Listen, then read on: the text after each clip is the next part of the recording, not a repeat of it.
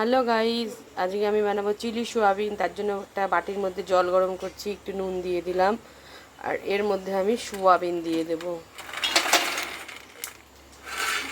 সোয়াবিনটা একটু বেশিই দিতে লাগবে, কারণ অনেকটা করব। এই দেখুন, আমার সোয়াবিনটা কুক করা হয়ে গেছে। একটু ওভার কুকই করেছি, কারণ জলটা চিপে নিলে তবে শক্তই হয়ে যাবে সেই সোয়াবিনটা। এবার আমি সোয়াবিনগুলোকে চিপে চিপে একটা বাটির মধ্যে নিয়ে নেব। এভাবে আবার চিপবো, আবার নিয়ে নেব। এই দেখুন, সোয়াবিনগুলো জল থেকে ছেঁকে তুলে নিচ্ছি। এর মধ্যে গোলমরিচের গুঁড়ো দিয়ে দেবো, কর্নফ্লাওয়ার দিয়ে দেবো,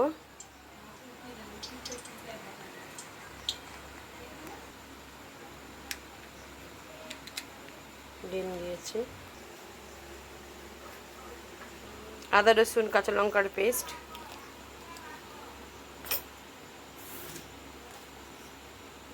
নুন।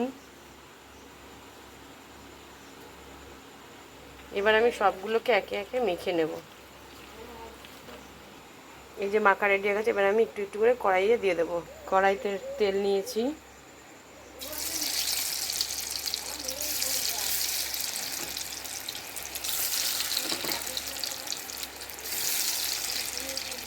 এ দেখো আমার সোয়াবিনগুলো ভাজা হয়ে গেছে।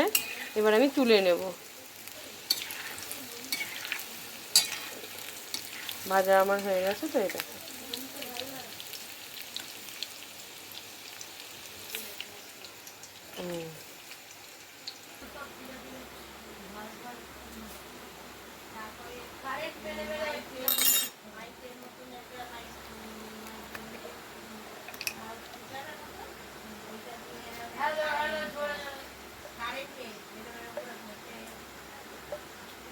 Tomato sauce,